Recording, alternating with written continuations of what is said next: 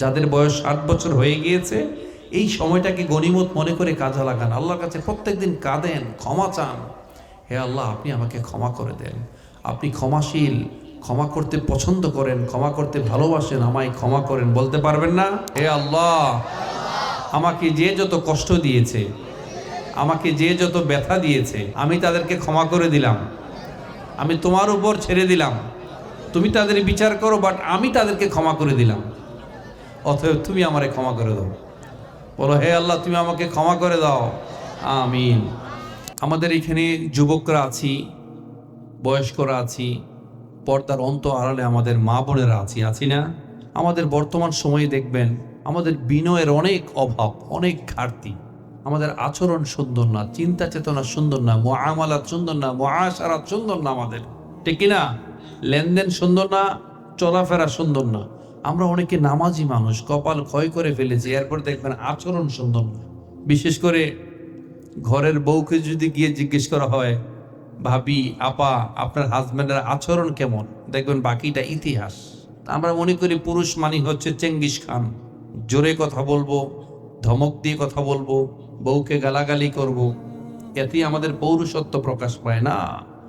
আসল পৌরুষত্ব হচ্ছে আপনার নম্রতায়, আপনার ভদ্রতায়, ঠিক কিনা বলেন? একটা মানুষ কতটা ভদ্র, কতটা সামাজিক, কতটা শিক্ষিত, কতটা বংশীয়, কতটা প্রজ্ঞাবান, কতটা বিচক্ষণ, কতটা সুদূর প্রসারী, তা বলে দেয় ওই ব্যক্তির আচরণ এবং বচন। বিনয় হচ্ছে সবচেয়ে সুন্দর পোশাক। বিনয়ের চেয়ে সুন্দর পোশাক পৃথিবীতে আর কিছুই হতে পারে না। মান তাওয়াদা লিল্লাহ রাফাহুল্লাহ, যিনি আল্লাহর জন্য বিনয়ী হন, আল্লাহ তার সম্মান, সুখ্যাতি, নেম, ফেম বাড়িয়ে দেন, ঠিক কিনা বলেন? যিনি আল্লাহর জন্য বিনয়ী হন, আল্লাহ তার সম্মান, সুখ্যাতি সব কিছু বাড়িয়ে দেন।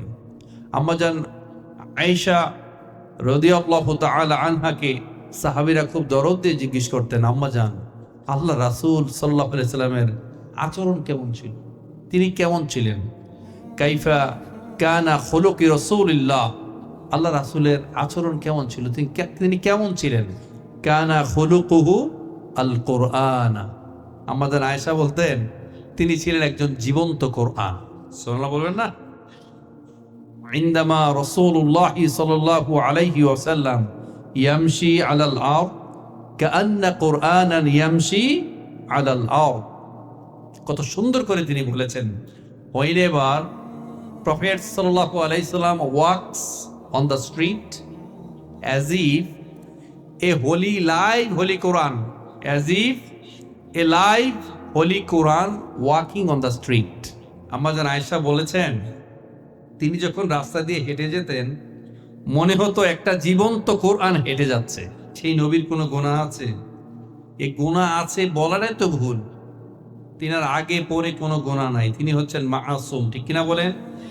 তিনি দৈনিক কমসে কম, অনেকে বলেন 70 বার 100 বার তিনি ইস্তেগফার করতেন, একেবারে গুনাহ না থাকা সত্ত্বেও। কিন্তু অনেক মুফাসসিরে কেরামরা বলেছেন তিনি কমসে কম দৈনিক 200 থেকে 250 বার ইস্তেগফার পড়তেন। আর আপনি এত সুফি সম্রাট হয়ে গিয়েছেন, আপনি এতটা বুজুর্গ হয়ে গিয়েছেন, আমাদের তো ইস্তেগফার নাই।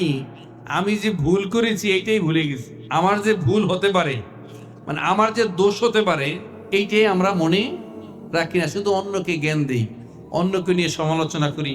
বিশেষ করে দোকানপাট আছে না গ্রামের, এই দোকানপাটে বসে বসে আমি এটার নাম দিয়েছি this is one kind of mini parliament. এটা একটা ছোটখাটো সংসদ, কিন্তু এখানে ক্যাপিটাল জাজমেন্ট পর্যন্ত হয়, শুধু সিগনেচারটা বাকি থাকে আর কি। দেখবেন এখানে সব রায় হয়ে যায়, ঠিক না? কে খারাপ কে ভালো, এই যে আজকে কথা বলে গিয়েছেন, এখানে 2 দিন ধরে আলোচনা হয়েছে, কোরআন হাদিস থেকে কথা হয়েছে। দেখবেন কাল সকালবেলায় উঠে আবার এটা নিয়ে গবেষণা হবে, কে কেমন আলোচনা করেছে, কারো আলোচনা ভালো হয়েছে, কারো আলোচনা ভালো হয় নাই। আসলে সব দিন সবার কথা আসেও না, কথা আসে কার পক্ষ থেকে? জোরে বলেন। আমাদের জ্ঞান খুব কল্পনা, জ্ঞান দেন কে আমাদেরকে? লা ইলমা লানা ইল্লা মা আল্লামতানা ওয়া মা উতীতুম মিনাল ইলমি ইল্লা কলিলা। আমাদের জ্ঞান খুব অল্প, যতটুকু আসে আল্লাহর পক্ষ থেকে আসে। যদি আল্লাহ একটু সুযোগ তৈরি করে দেন, কথা হচ্ছে অন্যতম আর্ট, একটা নিয়ামত, এটা আল্লাহর পক্ষ থেকে আসে। সবাই কথা বলতে পারে না। ইন্না মিনাল বায়ানি লা সিহরা। কথা আসলে সবাই বলতে পারে না, কথা সবাই বলতে পারে না।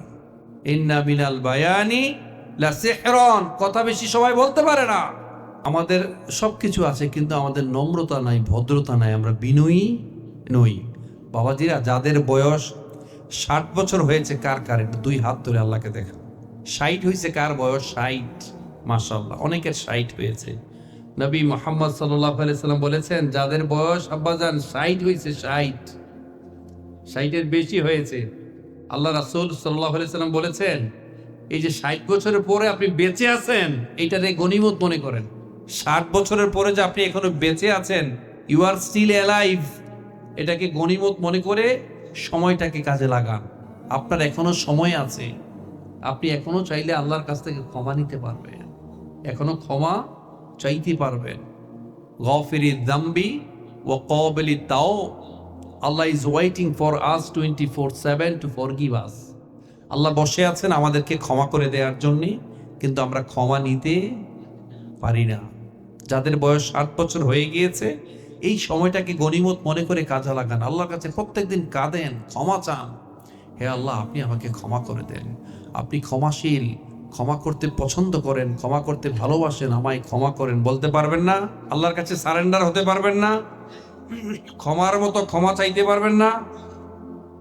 একেবারে ক্ষমার মতো ক্ষমা চাইবেন, আল্লাহ সুবহানাহু ওয়া তাআলা আপনাকে একেবারে ক্ষমা করে দিবেন। কুলুকুম খাত্তা ওয়া খায়রুল খাত্তাইন আত-তাওয়াবুন। আদম সন্তানের মধ্যে সেই শ্রেষ্ঠ যে ভুল করার পরে আবার ক্ষমা চায়। আপনি যদি ভুল না করতেন, আবার ক্ষমা না চাইতেন, আল্লাহ আপনার জায়গায় আরেকজনকে সৃষ্টি করতেন। সুবহানাল্লাহ বলবেন না? তো এখনো সময় আছে মুরব্বী বাবাজিরা, কোনো ভয় পাবেন না, পেরেশানি নেবেন না। শুধু ভাবেন যে আল্লাহ আমাদেরকে ক্ষমা করে দিবে, এবং আজকে থেকে মনটা নরম করে দেন, একেবারে মনটা নরম করে দেন। এবং সবাই আমার সাথে ওয়াদাবদ্ধ হন, 2 হাত তোলে, 2 হাত আল্লাহর দিকে দেখান, উপরে উঠান, 2 হাত আল্লাহর দিকে উঠান, বলেন, হে আল্লাহ, হে আল্লাহ, আমাকে যে যত কষ্ট দিয়েছে, আমাকে যে যত ব্যথা দিয়েছে, আমি তাদেরকে ক্ষমা করে দিলাম।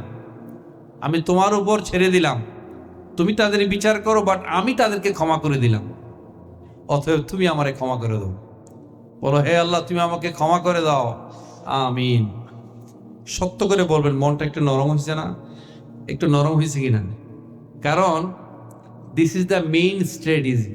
If you wanna forgiveness from Allah সুবহানাহু ওয়া তাআলা, first of all you will have to know how to forgive others. ক্ষমা পাওয়ার জন্যে অন্যতম শর্ত হচ্ছে আপনি আগে মানুষকে ক্ষমা করতে হবে।